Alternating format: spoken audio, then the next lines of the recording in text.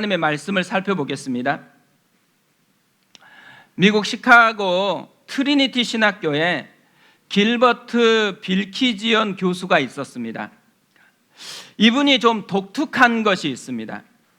강의 전에 항상 사도행전 2장 40절에서 47절을 읽어주고는 학생들에게 이렇게 도전을 하는 것입니다.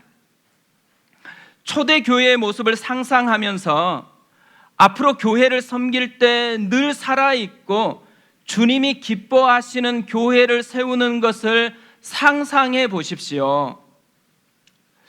어느 해 그 교실에 이제 갓 20살이 된 젊은 빌 하예벨스가 앉아 있었습니다.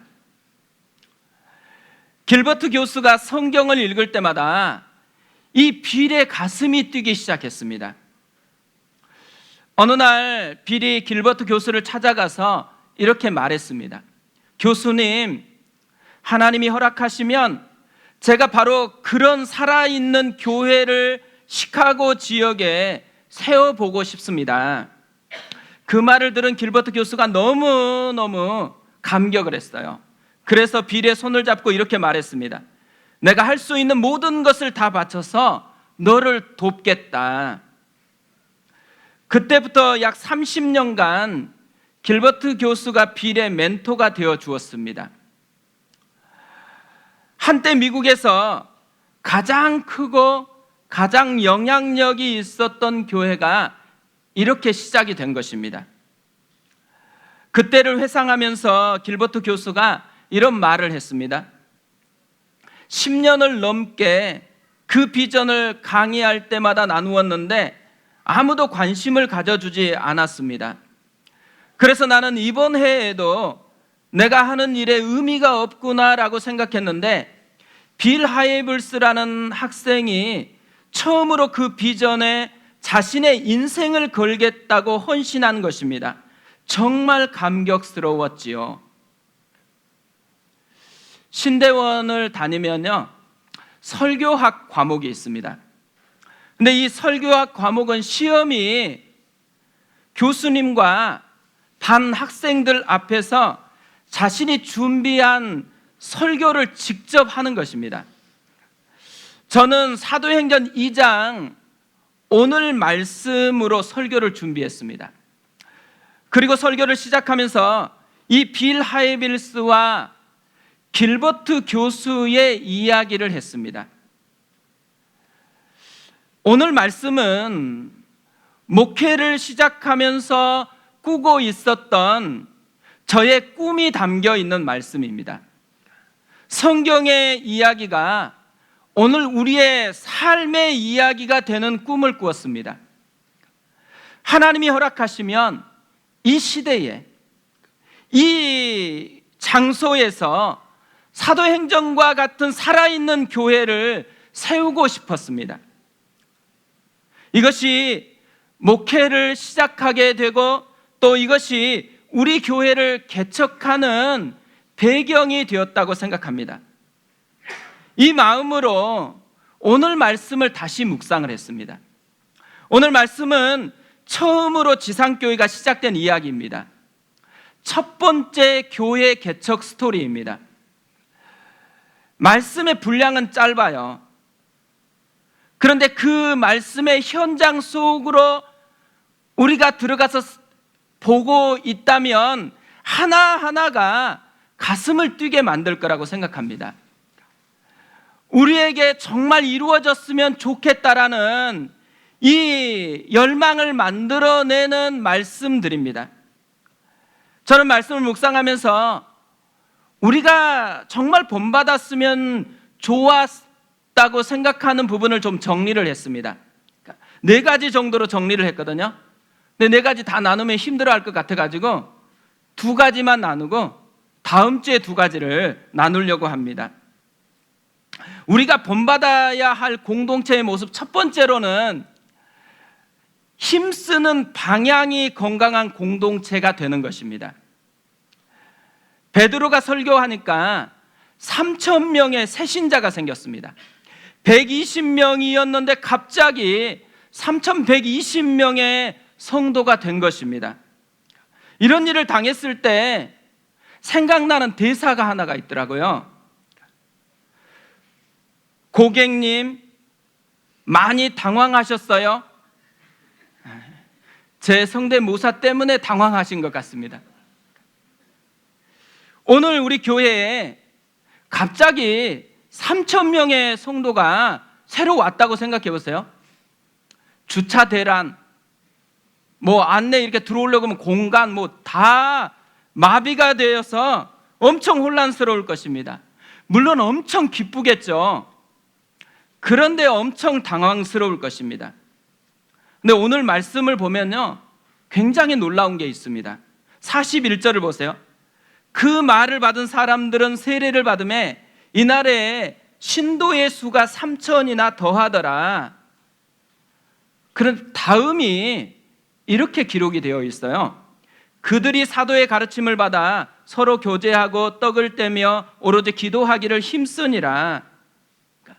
당황한 기색이 전혀 없습니다. 자연스럽게 이야기가 이어지고 있어요. 그냥 자연스럽게 예전에 마치 했던 것처럼 모여가지고 사도들의 가르침을 받고 또 서로 교제하고 떡을 떼고 서로 기도하기를 힘썼습니다. 그렇다고 당시 유대의 신앙 문화가 이런 문화였기 때문에 자연스럽게 받아들였냐? 결코 그렇지 않습니다. 당시 신앙 문화는 성전에 모여가지고 짐승으로 제사를 드리는 신앙 문화였습니다. 뿐만 아니라 회당에서 말씀을 읽고 그 말씀을 가르치는 이것으로 끝마치는 게 신앙 문화였습니다. 그런데 제자들이 당황하지도 않고 자연스럽게 왜 이런 대처를 할 수가 있었을까요? 제자들은 그냥 예수님이 가르쳐 주신 방향으로 돌아갔기 때문이라는 거예요. 그냥 배운 대로 한 것입니다. 제자들이 예수님께 배웠던 게 뭘까요? 가르침을 들었습니다. 그리고 서로 교제했죠. 같이 떡을 떼면서 음식을 먹었고 또 기도했습니다. 오늘 42절 말씀을 다시 보세요. 그들이 사도의 가르침을 받아 서로 교제하고 떡을 떼며 오로지 기도하기를 힘쓰니라. 예수님과 제자들이 했던 대로 하고 있다라는 거예요. 초대교회는 예수님께 배운 대로 돌아갔다라는 거죠. 이 네 가지 일 중에서 제일 어려운 건 어떤 걸까요? 가르치는 것, 교제하는 것, 떡을 떼는 것, 기도하는 것. 저는 서로 교제하는 게 제일 힘들었을 거라고 생각이 들었습니다. 제자들 공동체는 서로 친하고 마음이 맞는 사람으로 이루어진 것이 아니었습니다. 서로 고향도 다르고 직업도 다르고 무엇보다도요, 정치적인 성향이 달랐습니다. 그런데도 서로 교제했대요. 겉으로는 굉장히 차이가 많은데 이들을 강하게 하나로 묶어줄 수 있는 끈이 있었다라는 거죠. 이들을 그렇게 묶어줄 수 있었던 끈이 뭐냐면 모두가 예수의 제자가 되었다라는 끈이었습니다. 근데 초대교회도 마찬가지였다라는 거죠. 아마 서로 교제하는 것이 낯설고 힘들었을 것입니다. 갑자기 예수를 믿는 3,000명이 모였잖아요. 고향도 다르고 다 달랐는데 특히 어려운 점이 뭐냐면 언어가 달라요. 15국에서 모인 사람들입니다. 말이 통하지도 않는데 서로 교제를 했대요. 왜요? 예수의 피로 새로운 가족 공동체가 되었기 때문입니다. 다양성보다도 이 예수라는 끈을 붙들었기 때문이라는 것이죠. 저는 오늘 말씀을 묵상하다가요, 이 네 가지는 우리 교회 다락방에서도 이루어지고 있는 거라는 것을 깨닫게 됐습니다. 우리도 다락방이 모이면 말씀으로 나누어요. 또 서로 교제하고 또 떡을 떼면서 음식을 먹고 그리고 기도를 합니다. 그러니까 저는 교회가 출발할 때 우리 교회는 어떤 문화를 가진 교회가 될 것인가를 고민을 했습니다. 우리 교회는 열심히 사역하고 뭔가 이렇게 남긴 많은 업적을 남기기 위해서 일하는 교회가 될 것인가, 아니면은 서로 교제하고 서로 사랑하는 교회가 될 것인가. 저는 예수님이 제자들과 함께 했던 것처럼 또 초대교회가 그렇게 교제했던 것처럼 우리 교회가 그런 교제하는, 따뜻하게 서로 나누고 기도해주고 성장하도록 교제하는 그런 공동체가 되었으면 좋겠다고 생각했습니다. 그래서 그런 문화를 만들기 위해서 지금까지 씨름해 온 거죠. 이제 다락방이 방학을 했습니다. 방학이 되니까 순원분들 중에서요, 저에게 찾아와서 방학이 없었으면 좋겠다라고 이야기를 하는 거예요.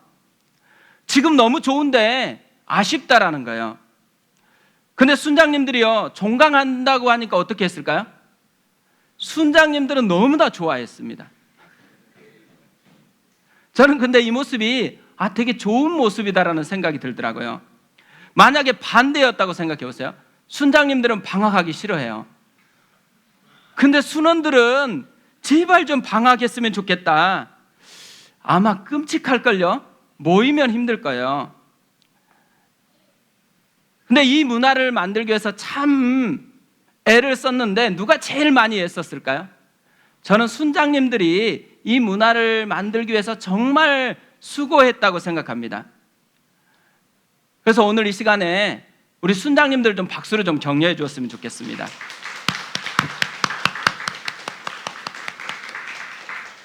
사실 순장님들이요, 혼자 열심히 하면 어떤 사태가 발생해요? 너무 열심히 하면 부담스럽습니다.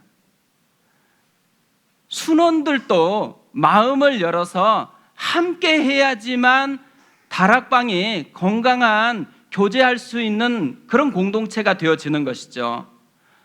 저희 교회의 다락방이 어느 정도 이런 문화를 형성한 것은 한 명 한 명 다락방에 참여한 분들이 마음을 열고 함께 했기 때문에 그런 거예요. 그래서 우리 옆에 있는 순원분들도 한번 박수로 격려하겠습니다.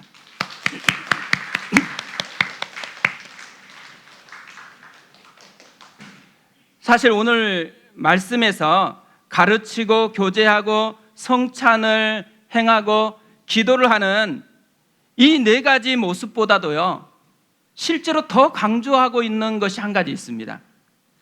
그것은 힘쓴 일이에요. 한글 성경하고 헬라어 성경에는 큰 차이가 좀 있어요. 순서의 차이가 있습니다. 헬라어는 강조하고 싶은 것이 있으면 맨 앞으로 먼저 두는 그런 특징이 있어요. 그런데 오늘 42절에서 가장 먼저 나오는 단어가 뭐냐면 힘쓰니라입니다. 저는 이것이 우리에게 전달하고 싶은 메시지를 품고 있다고 생각을 합니다. 무엇을 전달해 주고 싶을 걸까요? 교회에서는 가르침도 중요하고 교제도 중요하고 성찬도 중요하고 기도도 중요해요. 그런데 교회가 해야 될 가장 중요한 일이 있다면 힘쓰니라라는 거예요. 힘쓰는 방향을 잘 관리해야 한다라는 말입니다. 신앙의 위기는요, 힘쓰는 것이 식어질 때입니다. 열심히 하다가 어느 순간에 자꾸 뒤로 빠지려고 하는, 그리고 자꾸 뭔가를 핑계를 찾는 그런 마음이다 그러면 굉장히 위험한 선에 서 있는 거예요. 또 하나 신앙의 위기는 힘쓰는데 방향이 잘못됐을 때예요. 초대교회가 힘썼던 방향이 어디에 있었을까요? 예수님이었습니다. 예수님께 집중하는 것이었어요. 사도들이 가르쳤어요. 뭘 가르쳤겠어요? 예수님을 가르쳤습니다. 예수님이 십자가에 죽으셨던 것, 예수님이 부활하신 것, 예수님이 승천하시면서 지금도 중보기도 하시면서 통치하고 있는 것, 그리고 예수님께서 성령을 보내주셨다라는 것, 이것을 설교로 가르쳤습니다. 이들이 교제를 했어요. 교제하는 것을 보면 뭘 알 수 있어요? 이들은 예수님의 끈에 붙들려 있었다라는 거죠. 또 이들이 떡을 떼면서 성찬을 했습니다. 성찬은 예수님과 하나 되는 것을 추구하는 시간이죠. 그리고 기도했어요. 기도는 더 이상 내 힘으로 살지 않고 예수님을 힘입어 살겠다라는 고백이 담겨 있는 거죠. 그러니까 초대교회가 했던 네 가지를 보면 전부 다 예수님께 집중되어 있다라는 거예요. 결국 교회가 해야 되는, 가장 힘써야 되는 방향이 뭐냐면 예수님께 집중하는 것입니다. 저는 우리 교회가 이런 초대교회와 같은 교회가 되었으면 좋겠습니다. 그래서 힘쓰는 것이 날마다 더 더해졌으면 좋겠어요. 그리고 힘쓰는 것이 기쁨이 됐으면 좋겠어요. 교회를 위해서, 영혼을 위해서 힘쓰는데 그것이 감사가 됐으면 좋겠어요. 뿐만 아니라 우리가 힘쓰는 방향이 예수님을 높이는 것이 됐으면 좋겠습니다. 예수 이름이 드러나는 것이 되었으면 좋겠습니다. 두 번째로 우리가 본받아야 될 공동체의 모습이 있는데요, 새로운 스토리를 만드는 공동체가 되는 것입니다. 초대교회의 역사는 사실은 다 새로운 스토리였습니다. 오늘은 두 가지만 살펴보려고 하는데요, 오늘 말씀의 첫 번째로 43절을 보세요. 사람마다 두려워하는데 사도들로 말미암아 기사와 표적이 많이 나타나니, 기사와 표적이 많이 나타났다라고 합니다. 그런데 왜 기사와 표적이라는 표현을 쓰겠어요? 하나님이 함께 하시는 흔적이었기 때문에 그런 거죠. 저는 오늘 이 말씀을 묵상하는데 우리 교회에서 하는 중보기도가 생각이 났습니다. 급하게 기도가 필요한 분들이 있으면 순장님이 순장방 카톡에 이런 기도 제목으로 기도해달라고 올립니다. 그러면 그 순간부터 계속 댓글이 달려요. 함께 기도하겠다라는 것이죠. 그리고 또 중보 기도팀에게 이 기도를 이렇게 토스를 합니다. 그러면 또 함께 기도하는 것이죠. 그러니까 어떤 면에서는 우리 교회는 함께 기도하는 교회입니다. 그러다 보니까 이 기도가 만들어내는 역사, 하나님의 흔적이 굉장히 많은 교회였습니다. 어제 청소년부 캠프를 다녀왔거든요. 그런데 청소년들이요, 가장 좋아하고 원했던 프로그램이 하나 있었어요. 물놀이 하는 것이었습니다. 근데 이번 주 내내 비가 엄청 많이 오는 거예요. 그러니까 물놀이는 물 건너 갔다고 생각했죠. 그런데 이 청소년부에는 제 딸도 있습니다. 그래서 할 수 없이 더 간절함을 담아서 기도한 거죠. 새벽마다 우리가 비가 오지 않게 해달라고, 특히 물놀이 시간에는 비가 오지 않게 해달라고 기도를 했거든요. 그리고 혹시 비가 온다면, 그러면 비가 오는 것보다 더 큰 은혜를 고백할 수 있도록 그렇게 인도해 달라고 기도를 했습니다.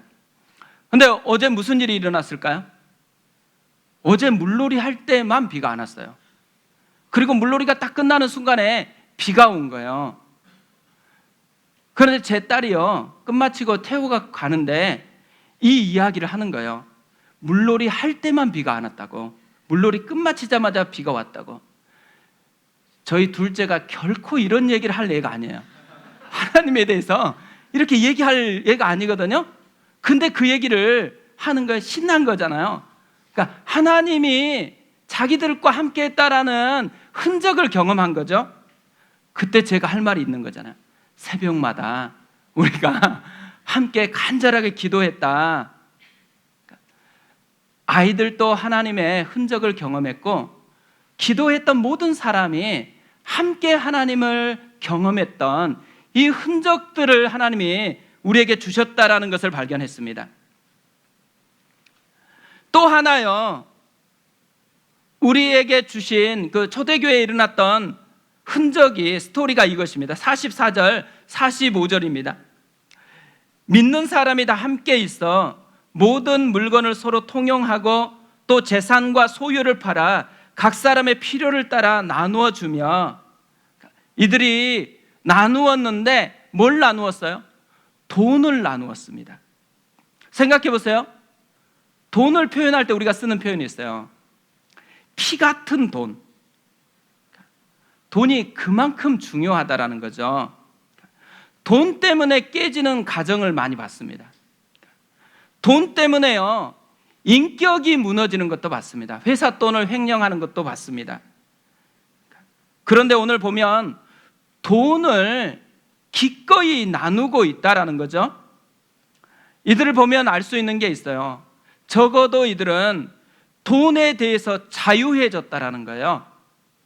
돈의 노예가 아니라는 것이죠. 어떻게 이게 가능할 수 있을까요?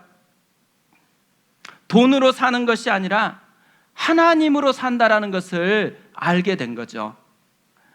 돈으로가 아니고 모든 것을 공급하시는 풍성한 하나님으로 사는 것을 경험했다라는 거죠. 그런 의미에서요, 우리가 헌금을 하잖아요. 이 헌금은 돈에 대한 자유를 선포하는 것입니다.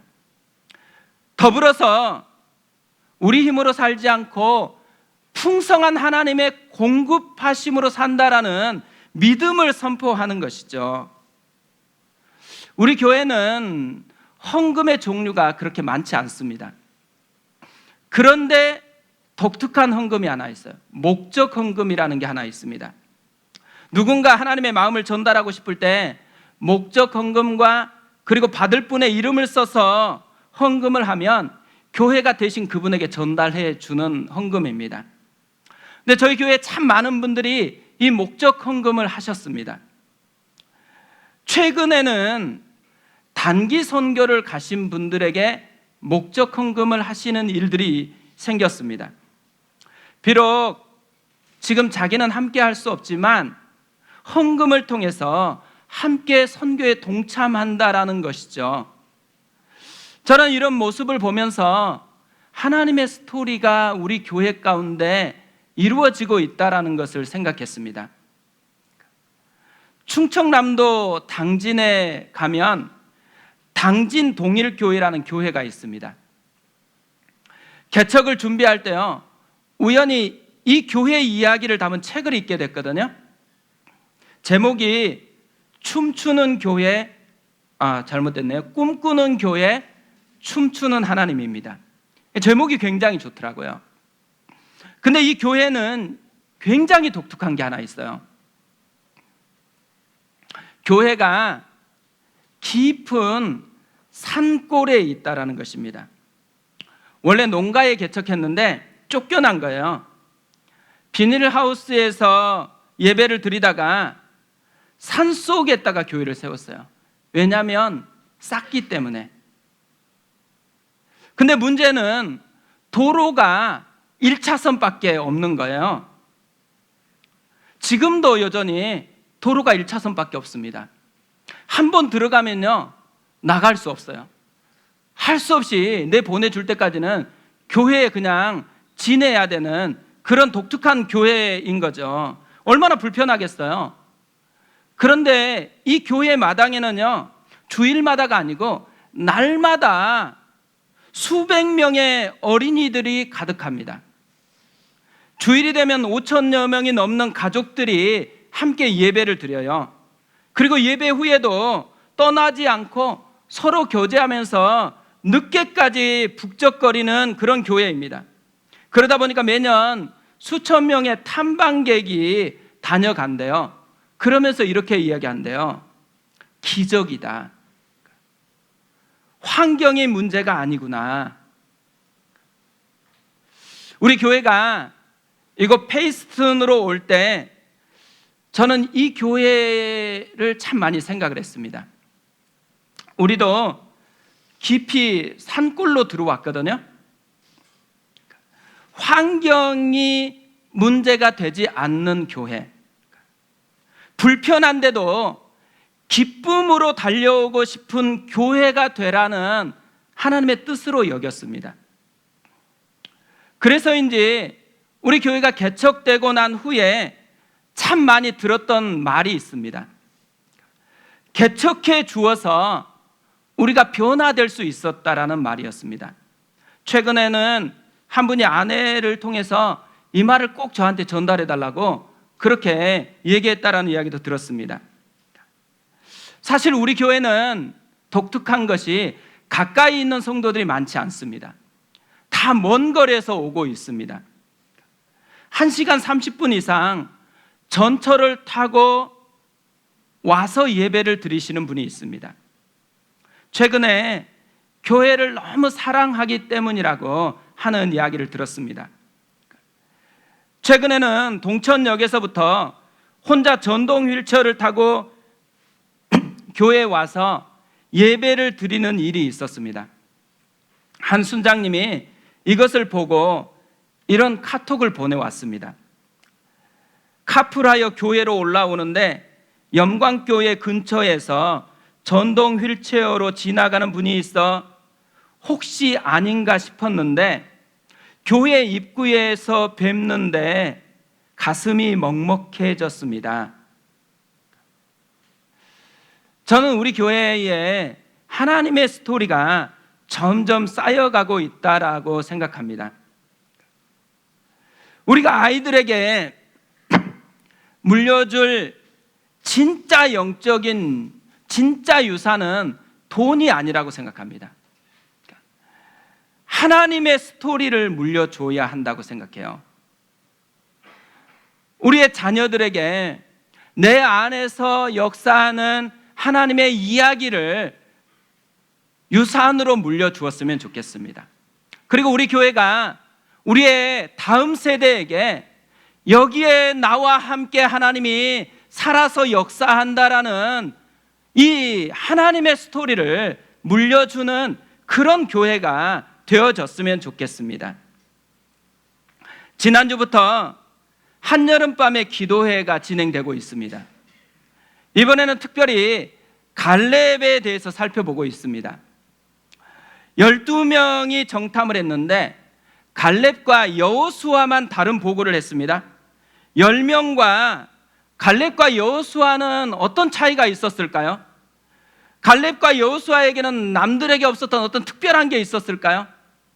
하나님은 이 갈렙과 여호수아가 가지고 있는 특별함을 이렇게 얘기했습니다. 다른 영을 가졌기 때문에, different spirit을 가졌기 때문에, another spirit을 가졌기 때문이라고 이야기를 했습니다. 성령을 붙들어서 그 성령이 이끄는 대로 보고했기 때문이라는 것이죠. 저는 초대교회도 마찬가지였다고 생각합니다. 초대교회가 이렇게 힘쓰는 방향이 건강하고 하나님의 스토리가 많이 있었던 이유가 어디에 있겠어요? 이들이 특별한 사람들로만 모였기 때문이 아니에요. 이들은 다 평범했습니다. 그런데 다른 영에 사로잡혀 있었기 때문에 그런 것이죠. 저는 어노인팅이라는 단어가 생각이 났습니다. 어노인팅은 기름 부으심이라는 의미예요. 성령님의 기름 부으심을 경험했다라는 거죠. 그리고 그 성령이 이끄는 대로 믿음으로 반응했기에 이런 하나님의 역사를 경험하는 교회가 되었다라는 것입니다.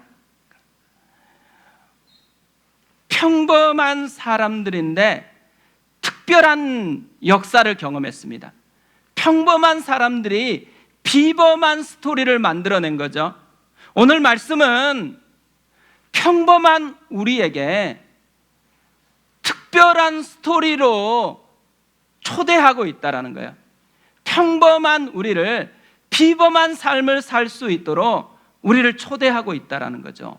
어노인팅을 통해서, 그리고 믿음으로 반응하는 삶을 통해서 우리가 성령님의 기름 부음을 사모했으면 좋겠습니다. 그리고 그 성령님이 우리 안에서 자극하는 대로 믿음으로 반응하는 삶을 살아냈으면 좋겠습니다. 그 마음을 가지고 우리 찬양하고 기도하겠습니다.